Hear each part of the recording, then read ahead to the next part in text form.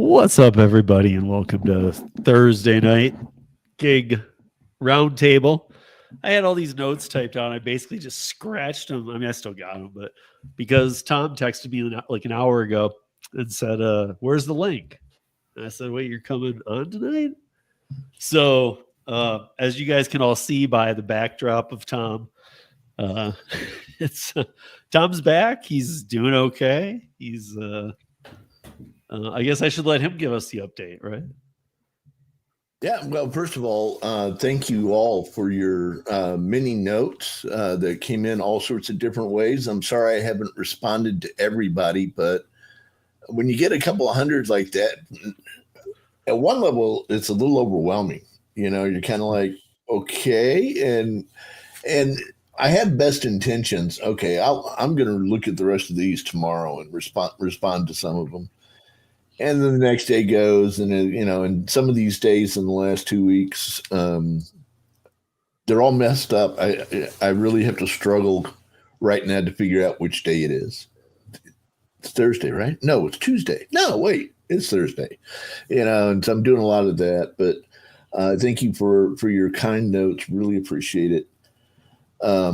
As you just saw right there, I run out of air rather easily, but it's just a matter of having to take another breath. Doctor says short term, looking real good. I just got back from the cardiologist a couple hours ago, and our first out of hospital meeting, and he was very pleased with where we are right now. Long term, we'll see. We've got some issues, and won't know the full extent of heart damage and that kind of stuff for a couple of months. Right now, my heart's in shock, the way he put it. And so the pains I have and the shorter breath I'm having right now and that kind of stuff, the heart's still like, what the hell did you just do? They did go in, put in a cath, and this was right at 11:55. Well, I called the ambulance at 11 p.m. on St. Patrick's Day. First, I drove 50 miles going, something's wrong. and I was trying to get home, and then I realized I'm not going to make it home. So I went to one of those dock in the box places, the 24-hour on the corner emergency healthcare, which is he's talking about intensive care. Well, no, intensive care. This is the emergency stuff that most cities have them all over the place now. And I pulled into one, and the one closest to my house, and they're not 24 hours anymore. Now they're 12 hours. And so it's 11 o'clock at night, and I called my wife and said, I can't make it home. Calling 911. So she beat the ambulance to where we were, because like I said, it's pretty close to the house. And they ran a strip and said, "Oh, we think you're okay." So we went to the hospital, and they showed the hospital the strip, and hospital, of course, I'm a guy with a hairy chest too, and so they're ripping these things. Oh, wow! I'm doing that. Who was it? Steve? What's his name? 40-year-old virgin, where they rip off the. He's getting. Steve Carell. Yeah. Yeah. Which, by the way, that was real. They put him for real. So that's kind of the way I felt. They're ripping this. And so everything is kind of weird. Everybody's kind of calm. It's no big deal. And they put me back in an exam room 4. So I'm waiting there. My wife is with me, and she's like, "Do you want me to go move the cars?" Because one of our sons will set it up. I said, "Yeah, why don't you and Austin go move the cars?" Because we put them in an unsafe place. They're kind of sitting in the middle of a parking lot. And she's like, "Okay, I'll be back in like half an hour." I'm like, "That's cool." And I'm just waiting. I'm thinking, man, I'm really hurting bad. I wish, and so can somebody give me some, hello? And they just kind of be walking by, and it's like, all right, whatever. And this thing, beep, beep, hello, sir? Okay. And finally, nurse comes in and says, yeah, I'm just here to take your clothes off. And he says, I guess that sounded weird, didn't it? I said, yeah. So anyway, they stripped me down, put me in the hospital gown with my butt hanging out the back and all that kind of stuff. Was it a man nurse? Yeah. Uh, yeah, but wait. So we, he chats with me a little bit, and finally the doctor walks in. He says, "Hello, Mr. Thomas. I'm Doctor So and Such." And what? And he goes storming out of the room. And I'm like, oh, that was rude. And about another minute or two goes by, and I hear him screaming. And they're doing that ER thing, Ringer's lactate, over stat lab, it's like, what's going on? And now my room is filled with people, and they're all running around, and they're pulling up my gown. And now there's like, I'm not joking, Steve, like 15 people in the room. They pulled up my gown, and they take a razor and they start an electric razor. They start shaving my pube area. You hadn't already manscaped? No, I not manscaped. Not that day, I guess. And so and there's all. And finally, the doctor walks by, and I grab him by the arm. Oh, and they keep sticking me. It's like, damn it, another IV. Stop that! And I grab the doctor by the arm. I'm like, what is going on? And he looks at me and says, "You are having a massive heart attack right now." Why is he yelling at you? I don't know, because you goddamn it, you're a heart attack. He's like, not on my watch, you're not. I've been laying there 30 minutes and nobody had caught it. That's what he was pissed about. And so everybody now is counting up to go into surgery and all this kind of stuff. And all of a sudden the room goes silent, and there's my wife Barbara standing in the entrance to the room, and one of the just says, "She doesn't know." And I look over and I said, "Hi, honey, I'm having a massive heart attack. We're going to the cath lab now." And now, I'm already moving, they push me into there. We go upstairs, and after they put me in the cath lab, which is just the whole thing is so painful and so awful. And I won't get into all of it, and so cold. And they strip you down again, all these men and women, and they're like washing me down with this. It must have been like at 32.1 degrees, because it was the coldest I think I've ever been there. And it's antibiotic stuff and gels and all this kind of stuff. And they determined they're going to go in through my wrist, and the groin will be the second choice, and then cracking my chest will be the third choice. And finally somebody says, "His wife is still outside," and right outside the surgery room. And they're like, and the doctor says, "Would somebody please go help his wife?" It's not fun being on the other end. I'm so sorry, Tom. and then it was 2 hours of pain and grunting. And the fun part was when we're I don't know, into it for a while. All time gets lost in here. But one time the doctor goes, "Oh, shit.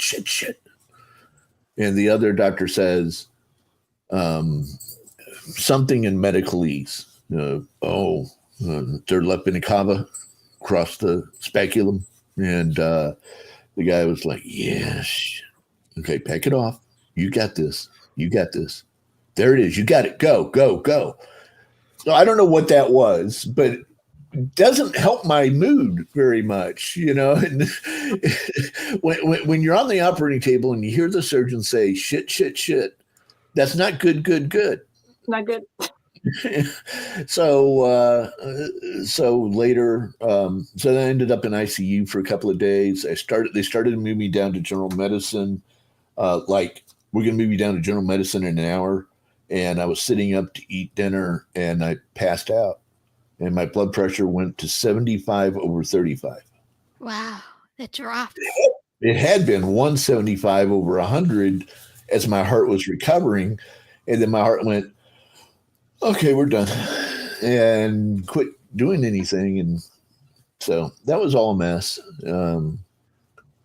But yes, I actually did, as an Uber driver. I did not have passengers in my car.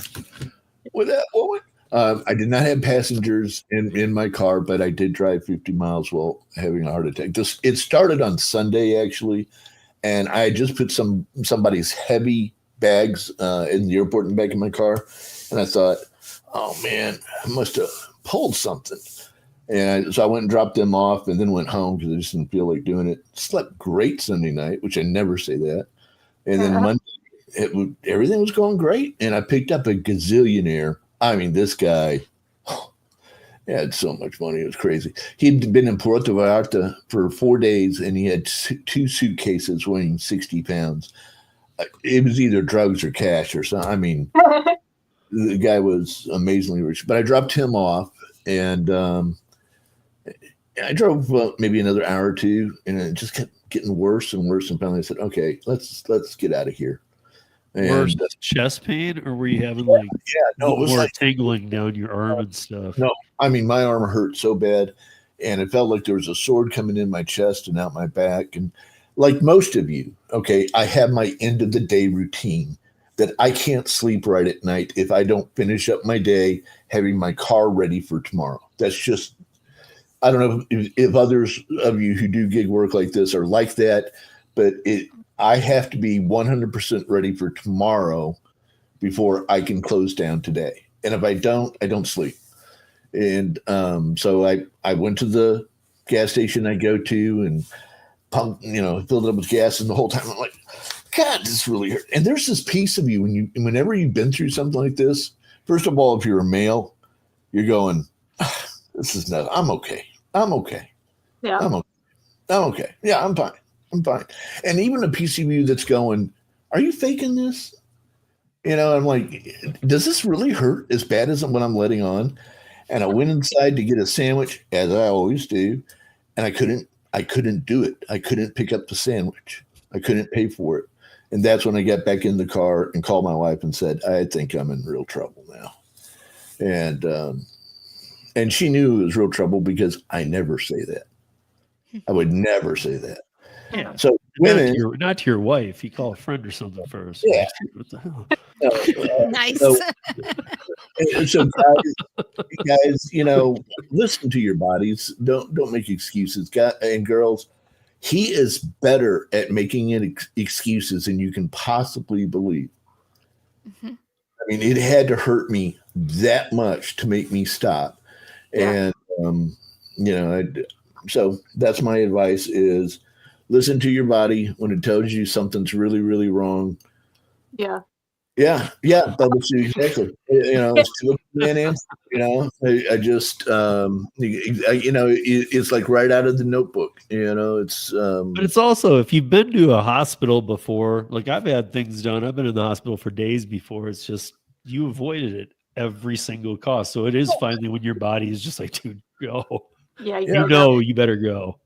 Can I ask what town, state, and hospital you went to? Yeah, I'm in Houston, Texas, and I live on the southeast side near NASA. I pump up where I pump my gas every time. It's right across the street from NASA. So I ended up at UTMB, University of Texas Medical Branch. They have a number of hospitals throughout the Houston area and beyond. And he said, if I'd waited another hour or two, there's no way I would have made it. So. It's amazing that all this happened within the last 2 weeks. Yeah, 10 days ago. And here you are, but had you waited another hour, you might have passed. Yeah. I thought about, today we had to go to my doctor, and I had to take Barb to her doctor for checking on her ankle and stuff like that. And I was thinking about that, Steve, while I was sitting there listening to opening day baseball and thinking, they can do this now, where even 40, 50 years ago, there would have been no discussion. They just found me dead on the side of the road. There's nothing they could have done.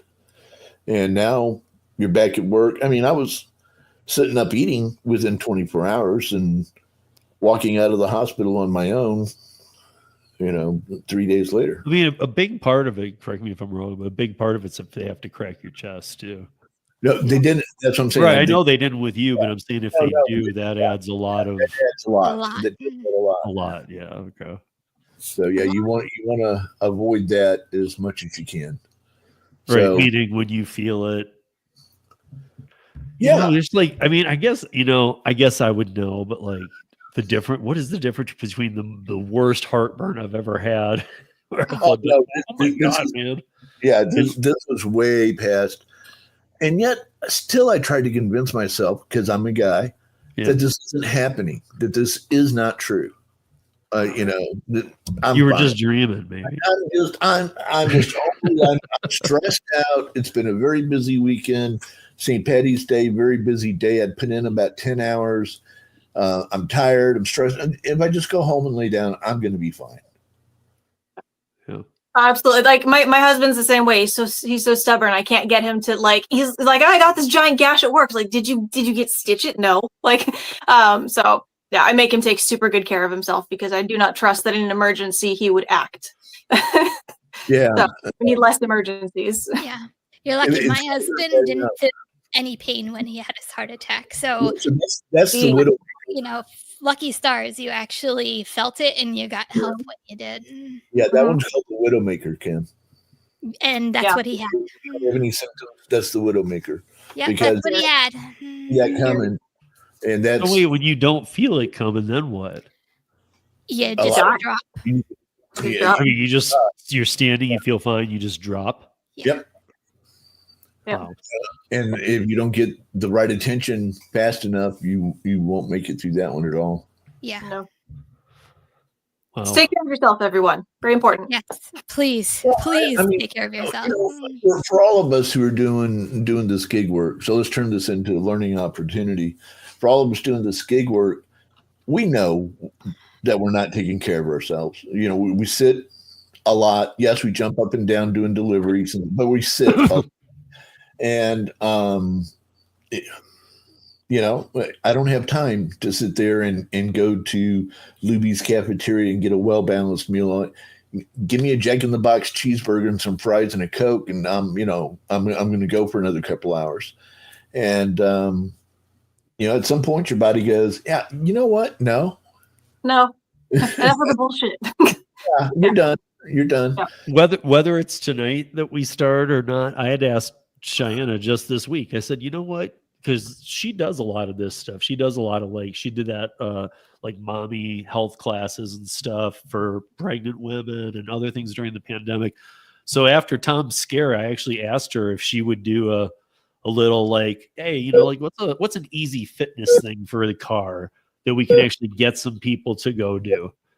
Or what's an easy diet thing where people don't have to go, I have to buy 15 ingredients and how do I do it? But there's little things. We're not going to shove it down your throat, but maybe we got some things here to. Well, that's what I want to do. That's what I was talking to you before, Steve, about doing a show that's a little bit different. That's kind of more of a how to, yay. I mean, we're here to kick butt sometimes. And I think sometimes we just got to remind each other and ourselves that there's some things you can do to make this life a little easier, a little more fun, and a little safer. And to that end, I'll be announcing, I hope next week, because I think we're just about done with all the paperwork, that I'll be taking over a 10,000 person Facebook page that up to this point has been truckers, but we're going to expand it to gig workers. That's all about safety and no politics, no bitching about Uber or whatever. It's all about, it could be, there's a blizzard hitting Montana in the next 45 minutes. Here's what's closed already to remember to have these things in your car for summer driving. So I should have all of that set up, if not next week, the week after. I'm not moving as fast as I like to be moving right now, but it is now mine, and now we're going to get that going. So that's awesome. Congrats. Right now it's called Trucker Safety Info Group. It will be the Drivers Safety Info Group sometime in the next few days. So Tom, since you're back, would you rather go? Okay, this is like one of those reading books where you get to go down a tunnel. Okay.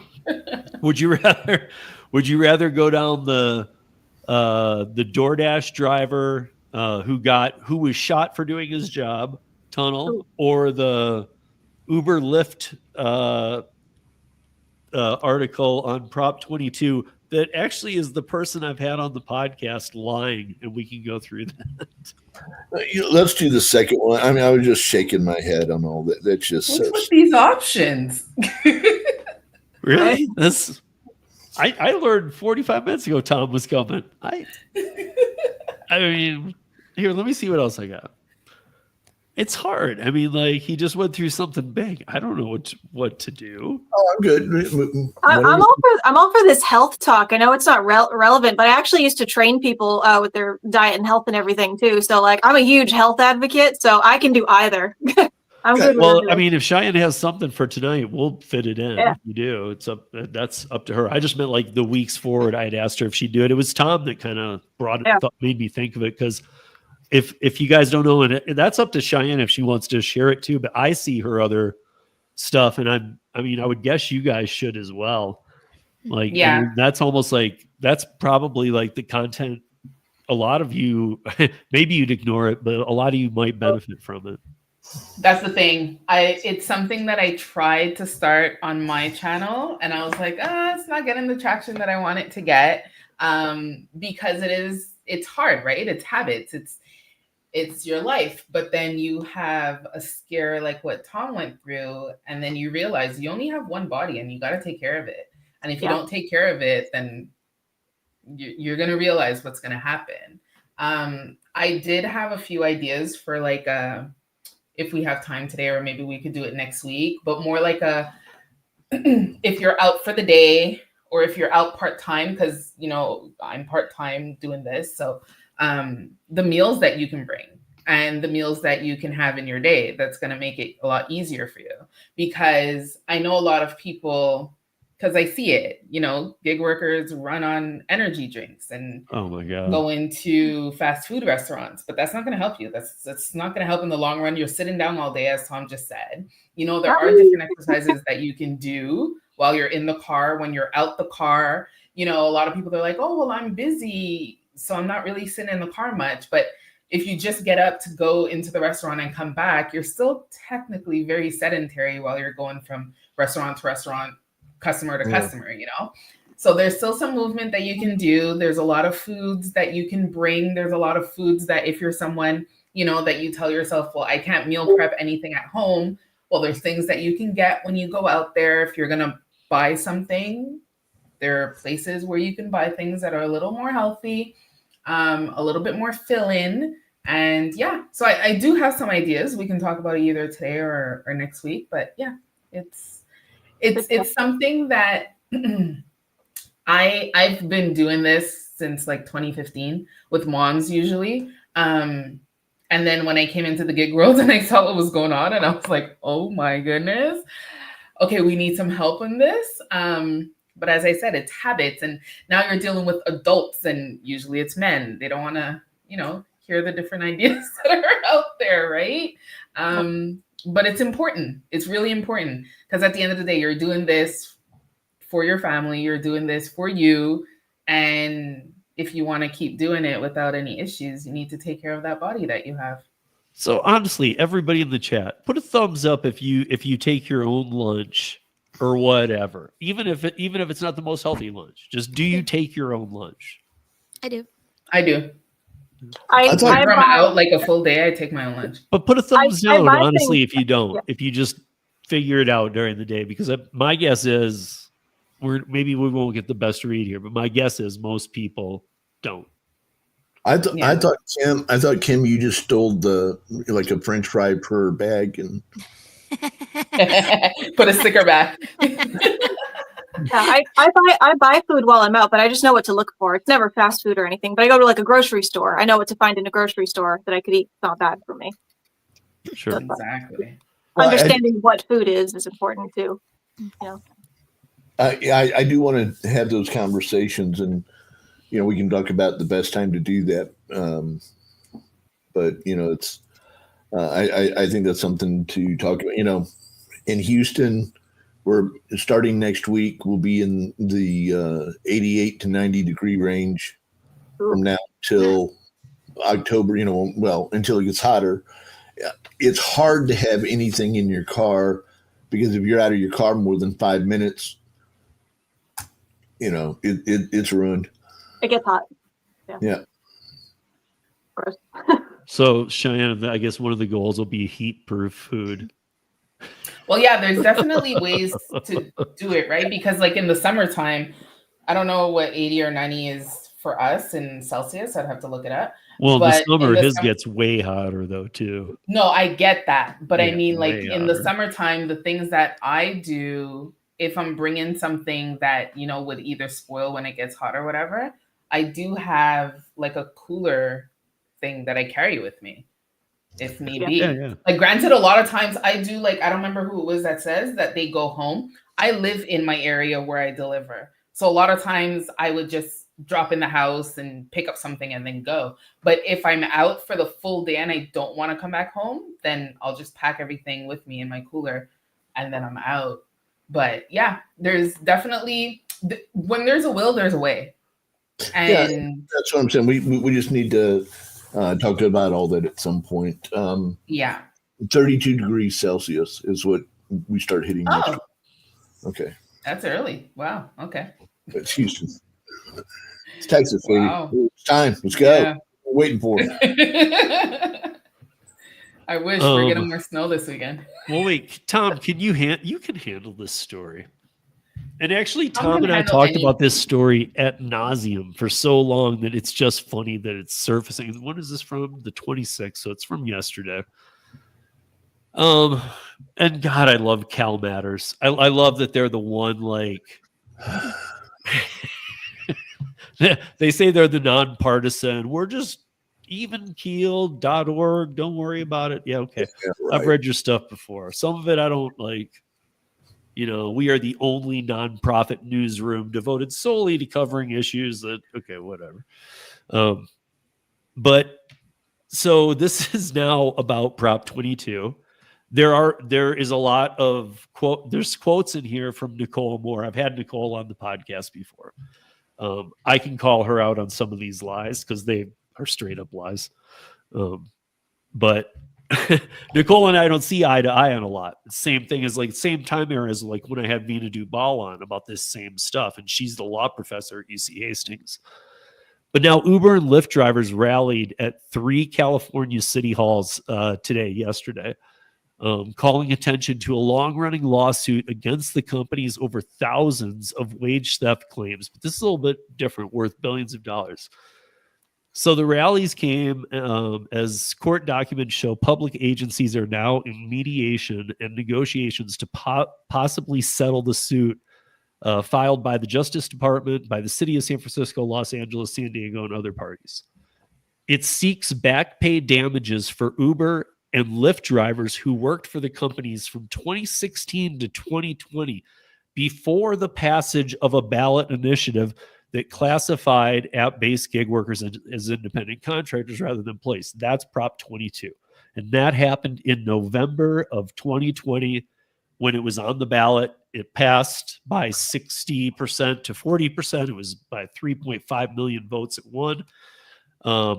And it was put into effect on January 31st of 2020. And this is an important fact before I go on with this, because Tom, you even know this. On January 31st of 2020, Uber told the state of California, or the state of California said, you have to follow AB 5. And Uber and Lyft said, well, we're not going to, until we get a vote on it, we're going to leave at midnight. Mm-hmm. At midnight, the state said, never mind, we cannot have that disruption in our transportation services. We need you to stay. We will give you the time till the ballot initiative. Now enter Nicole Moore. Now, Nicole, I've had her on the podcast. When I did, she is the president of the Rideshare Drivers United out of LA, which is basically a union. Yes. And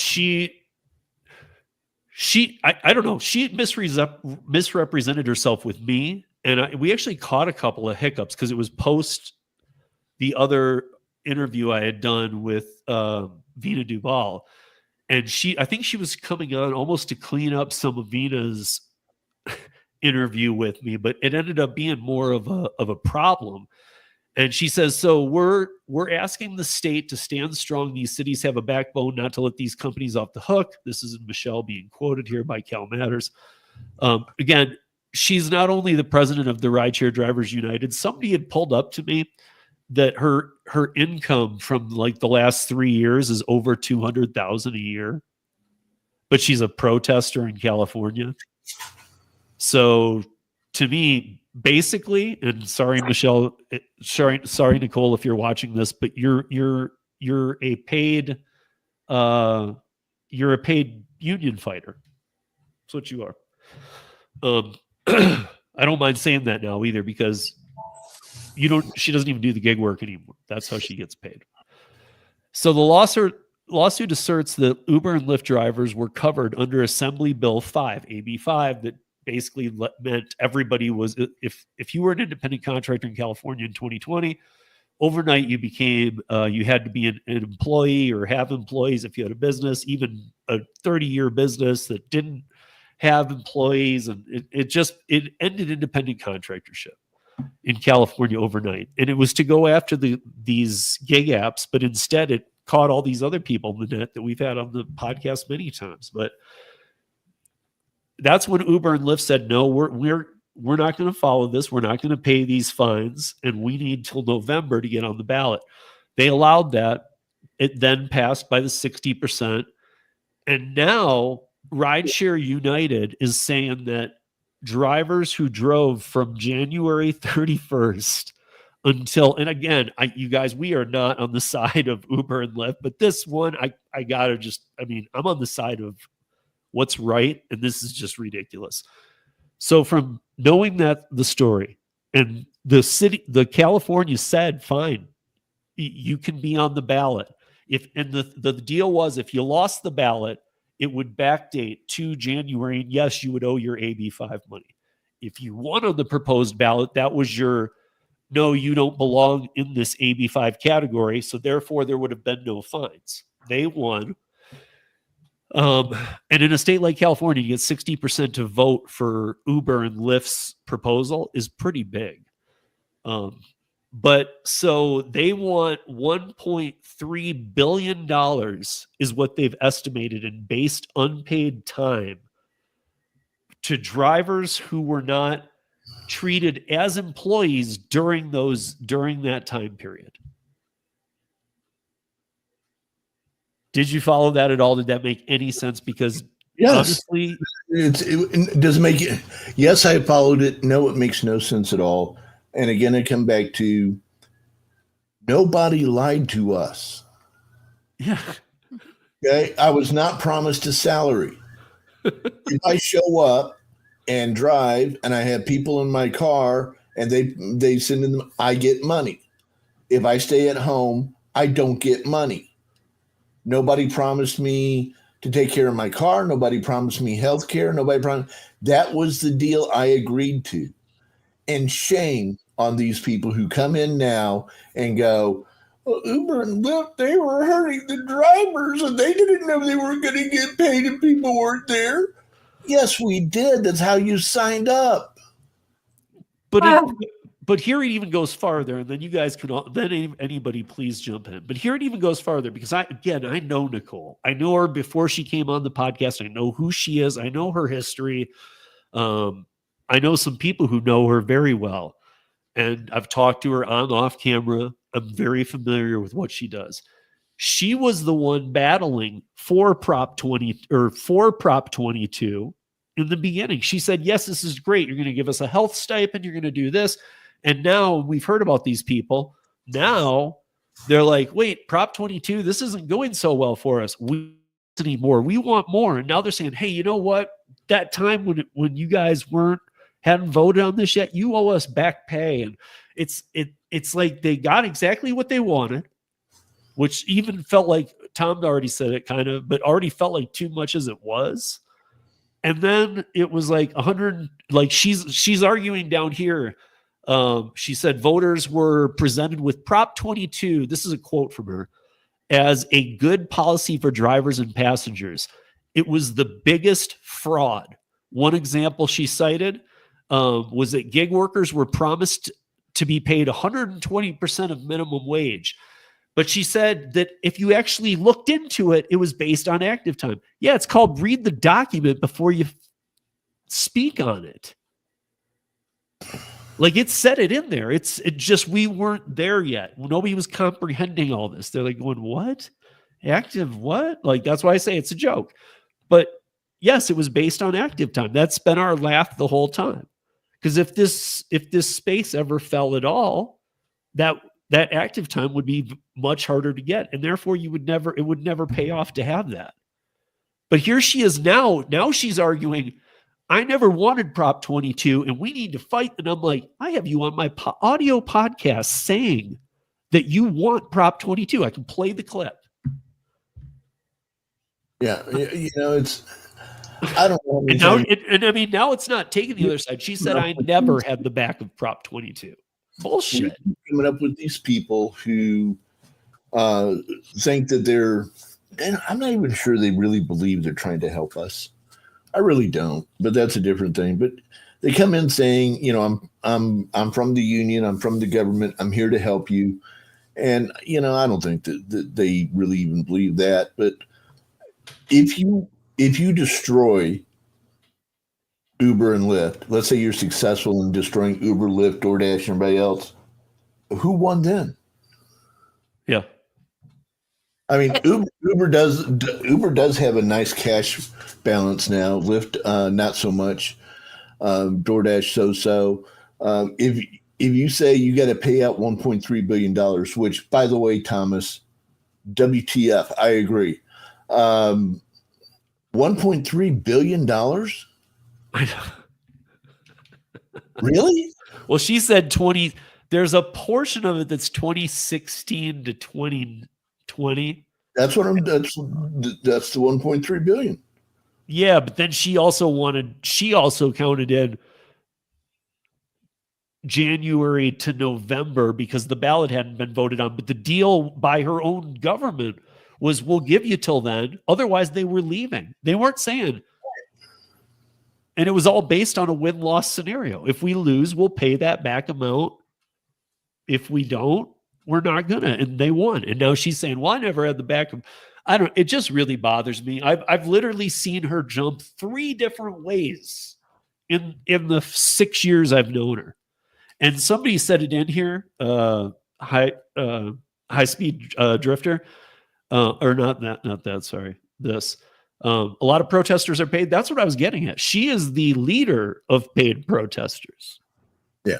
She works for Vina Dubal, who wrote Prop 22, or one of the drafters of Prop 22. She's been on this podcast, and she came to play a little cleanup because she's Vina's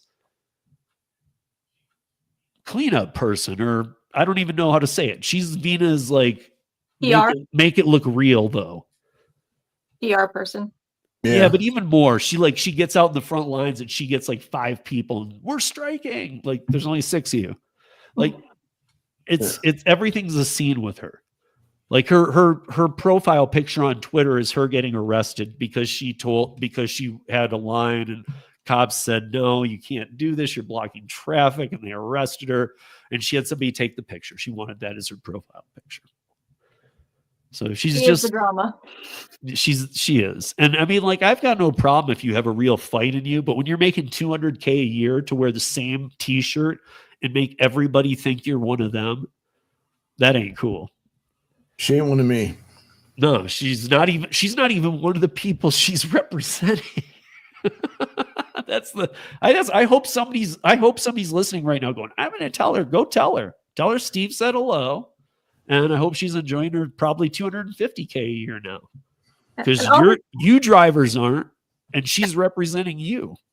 All this hullabaloo and like all these people that want to help, but yet we still don't have absolute transparency. Like we're still fighting to know what the frick we're being paid and like what the actual tips are and all that crap. Like, which is all we care about in reality. Well, actually, I guess we didn't talk about that last week. We have that here now. Colorado's the first state. Oh, lucky. We do not. We won that fight. So felt pretty good too. Actually, I don't know if you saw, Kim, I replayed the the town hall meeting because I had found it on the para page when I was pulling some stuff down. So I reposted it this week, and people were jumping on it. That's awesome. Yeah, it was pretty fun to rewatch it because you know what? Because that day played a big role because there were 2 bills that failed earlier that year. And then I was watching Senator Priola. He comes in when Sergio makes him come in. I forgot about some of it. Like Sergio's on the mic and he makes him come in. He's like calling him from the other room. He's like, "Where's Senator? Get us Senator Priola." And comes all the way in. And like, that's who we flipped that guy. Yeah. Like that guy at that time, when I was watching the video, I'm thinking, wow, you were against all of this transparency stuff when you walked in. Why? It made me feel like I had a little bit of a hand in it a little bit. That's what I'm saying. I feel like a lot of us did. Yeah. I mean, it made him realize, you know what, there's no reason to get behind this and we don't have to cough out money. It's just transparency. Yeah. Nobody has to pay for it. It's just impose laws. Like, well, that's why I'm laughing at this Cal Matters thing too, because I've always said I don't think these are good solutions, these fake minimum wages and fake benefits that you can get with Obamacare or whatever, or through Marketplace. But I was so glad to see our state didn't go that route. Like nothing has to do with money. There's no dollar amount. It's just saying that everything has to be transparent. You just have to show all the details. Glad somebody figured it out. Hopefully other states will. Eventually. Yeah, but most states go for the money. They go for this Prop 22 crap. They think it's a great idea. And I just think it's the dumbest idea ever because wouldn't most of us at this point understand that if you were to go, hey, I want Prop 22, that just makes them go, okay, double the amount of drivers. Really filter out like which trips they're going to take and when. And I mean, I don't know. Active times are a joke, and it just makes them overstaff the area even more. So yeah, I don't it's know. just lying to people. Yeah, to me, it's I don't know. I am going to read this real quick, and then I'm going to let Cheyenne tell us about whatever she wants to. And guys, even like getting out of the car. And like, I guess one of the toughest things would be turning your phone. Because if you've got all your apps running and you were to like go, okay, I'm going to take a 1.5 mile walk twice a week to start. You still have your phone on you. I could see a lot of you getting like a 1/10 of a mile in, get a DoorDash. Oh, that looks like a banger. I'm going to turn around and go take it. Like you literally have to shut your mind off to do this stuff. But before we even go there, I wanted to say this because I think this is just, keep hearing these stories, but this is just crazy. So this is Wingstop in Indianapolis. A Wingstop employee has been arrested after he shot at a DoorDash driver. But here's how weird it is. So the victim he was picking up I've got the address, but it doesn't matter. The victim said there was confusion about the order when he arrived, and he was told there would be a 25-minute wait for it to be ready. He said a female employee was being rude to him. Court documents confirmed. And when he confronted the employee about this, the driver claimed seven male employees attacked him while wearing Wingstop uniforms. Oh. The victim said he was struck in the mouth before he managed to exit the restaurant. And as he was approaching his vehicle, the victim said he heard a gunshot in his direction. A few minutes later, he noticed he had been shot. Wow. So this is all because he went to pick up an order.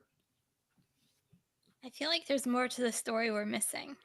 Oh, there always is. Yeah, like that just seems like a I stretch. know, that's just, I'm sorry, there's more that. Why are so many people in Wingstop ready to fight, though?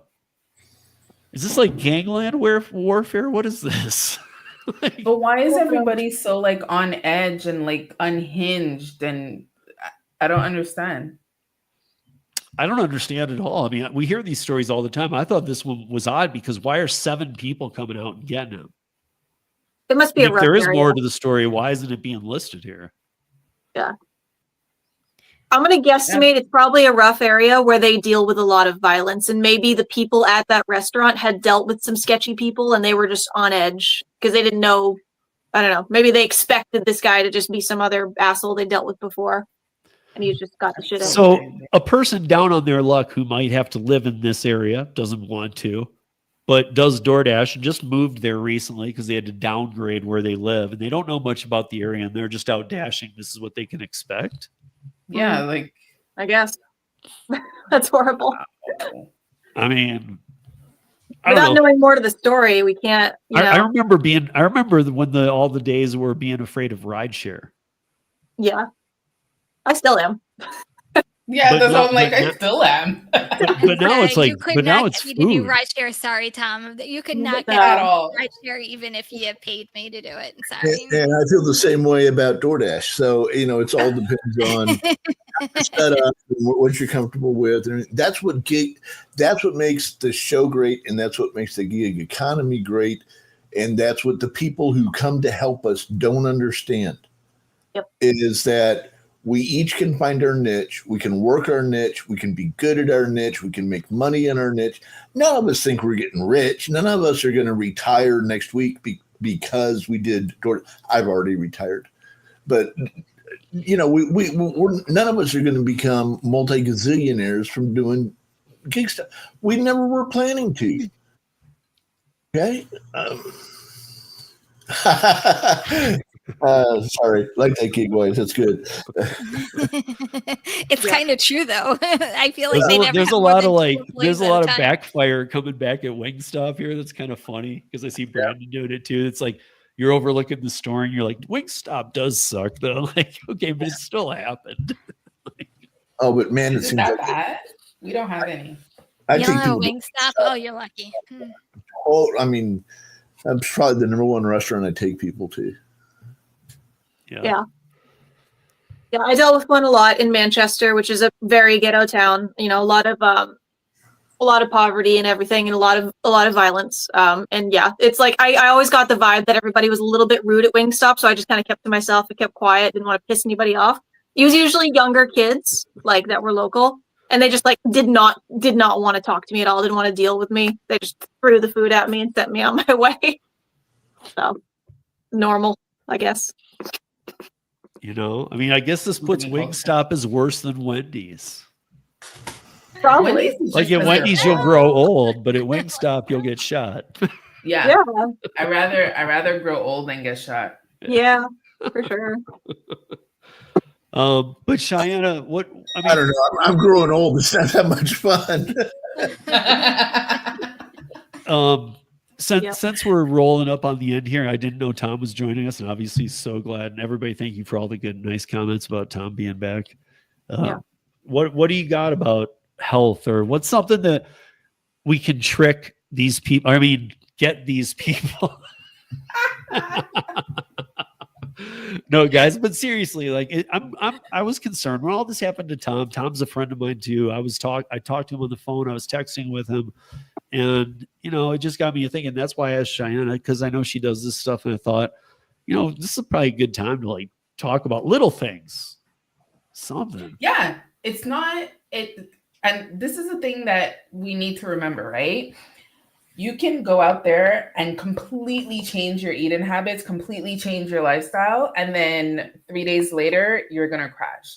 Because if you do something really fast, you're not going to, first of all, you're not going to make the changes in your life to make it sustainable, but then you're also not going to put the things in place so that you can keep it going. So you need to make these small changes. And this is what I tell my clients all the time. Like, don't go and revamp your children's meals. Like, it's not going to work. They're going to be like, Mom, what are you doing?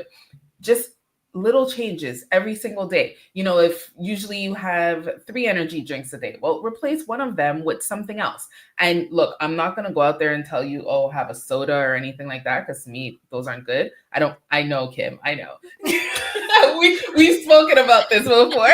This is a candle, by the way, not an actual drink. But I know you love your Dr. Pepper. And like, I'm not going to tell people to, go have soda instead of the energy drink to replace it. I'm just going to say, find a different solution to one thing. I'm just asking for one thing to start with. Try that for a few days and see if you see a difference. then put on something else. So let's say I'm not a dietitian. No. I've just been, as I said, doing this for over 10 years. I changed my eating habits, my family's eating habits. I have no struggles with my children when it comes to eating vegetables. They know what foods do for you, because food is not, and this is one thing that I always say, you don't punish with food, you don't reward with food. Food is just fuel for your body, and that's the only reason why you're eating. You're not eating something because you're happy. You're not eating something because you're sad. You're eating something to give you energy and give you the nutrients that you need. So no, I'm not a dietitian, so I'm going to actually preface But that. see, but that's weird though, because dietitian by what? By a standard of graduating from a college and being called one, because you worked with a lot of pregnant women during the pandemic and things that were way more difficult than just eat your greens or So the thing is, because it's so regulated in that field though, so you do it's a very good question that was popped up, and I do need to preface with, I'm not a dietitian, I'm not a nutritionist. This is just real life experience, having gone through it, having gone through multiple pregnancies, having gone through the ups and downs, health concerns this past year. So now I'm back into getting back into things.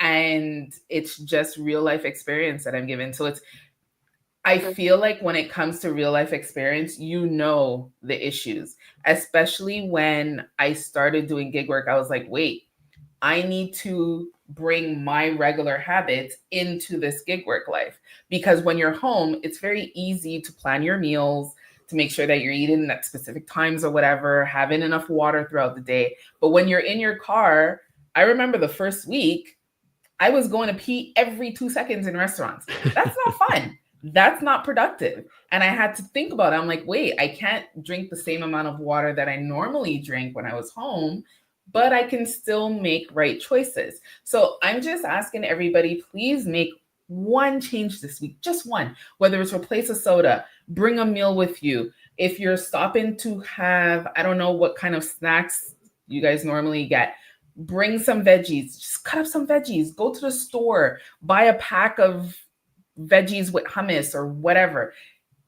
I'm not going to tell you to go from scratch, because I know what that's like. If you're someone that you don't cook, because I've had clients, they never cooked.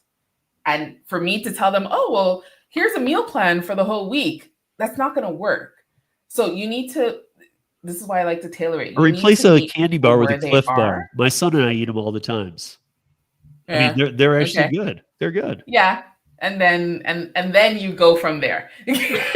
So Casey knows exactly what I'm talking about. Like, that's better. But then it's a lot better. Yeah. And then it has a ton of sugar, but it's an improvement. There's a lot of protein. There's nutrient. Yes. There's exactly. Nutrient. I'll take it. Really, you can make sure I understand. Hardcore. Sorry, go ahead, Tom. I was going to say, I want to make sure I understand. So you're saying milkshakes and donuts alone probably are not a great diet for a driver? Probably not. Probably not. What if Tom's doctor's watching this stream? I have a suggestion. I have an easy suggestion that requires no brain power. Requires no brain power, very little extra energy. This is how I started when I was like 17. I'm 34 now, so it's been a while. But look for buzzwords on labels. I know it sounds dumb, but look for things like all natural, gluten-free, which just means wheat-free, by the way. Gluten's a buzzword, but wheat-free is a real thing. Low sugar or no added sugar. And if you start looking for those, there's certain guidelines those foods need to fall within, but there's a whole plethora of delicious packaged foods and drinks that are really easy to access, that are literally everywhere because it's popular enough that you can get them and affordably. And it starts to filter out the toxins from your diet, and the less toxins you eat, the less you crave them. And then you can take further steps from there. So then you can start to actually eat more whole food and everything, because you're not so addicted to all those fake flavors, all that excess sugar, all the colors that don't actually do anything for you nutritionally. It just tricks your brain into thinking that the food tastes better when it actually doesn't. So look for all natural, gluten-free, organic whenever possible. I know there's a cost difference there, but those are easy, small changes you can make. And then you can pick like a max total sugar on a drink. So when I started, I was like, I'm not going to drink anything that has more than 25 grams of sugar per bottle. And then I went down from there. I did that for a few weeks. Okay, now no more than 20 grams, then no more than 15 grams. And it gets easier as you go. And it doesn't require any brain power, really. Just small, incremental, gradual change, positive change. GigWise is so right with that last comment. Most plant-based foods is worse for you than whatever they're made. No, not plant-based. Nothing to do with plant-based. That is so true. It's not plant-based, natural. Something can be natural and have animal product in it. Not plant-based. It's different. So fructose is definitely like crack. It's true. And this is why they have a lot of people in these companies. Like anytime that you have something that's manufactured, you know that there's thought process that goes behind that, right? But they have these people in these companies that their job is to figure out how to get you addicted. Oh yeah. How to get you addicted to the foods. And that's all that they do all day long. You know, I'm going to give you a big example of something I noticed recently, because we get a little, you know, it gets very dry here, very dry. And we're at a mile high. It does make a difference. So we get Pedialyte around here. We used to get like Gatorade, but we get like Pedialyte. Now even the Pedialytes, they're all there in the colors. But then there's one that's not, that has no colors. It's $2 more. And it says dye free. Mm-hmm. And I'm thinking to myself, of all the things, I mean, ambulances carry Pedialyte. Yeah. Like, of all the things out there, why the hell do you have red dye number 5 or whatever that crap is in one of these Pedialytes? There's other junk in Pedialyte too. It's not even just the color. Yeah. It's got it's basically like fake fruit juice. It's I don't So even what know. do you so what do you do for when you're really dehydrated other than water? Me? Coconut water is great. That's good too.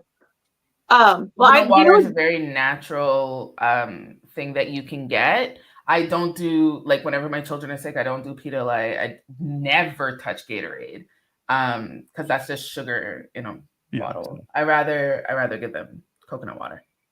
Yeah. I think everybody knows what they're eating wrong. I think everybody's self-aware. It's a personal choice, but it takes strength to really make changes that people need to make. And I think everybody has the strength within them. They just need to do it on some days. Most but that's days. why we said or Cheyenne said just once. Mm-hmm. One Just little once, like once that you can mark down on the week.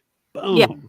Yeah, and also people don't actually know what eating healthy is. People think that you have to suddenly, all of a sudden, like only drink water and eat salad, and that's not at all true. There's a million ways to be healthy where you can eat a variety of delicious, awesome, convenient, affordable foods that aren't going to give you cancer. Like it's a lot simpler than people think it is, but we've been told, and to your dietitian point, Stephen, there's a lot of vested interests in that education. So when people get a dietitian degree, there's a lot of other industries that are paying for that education. So that's why the information isn't good.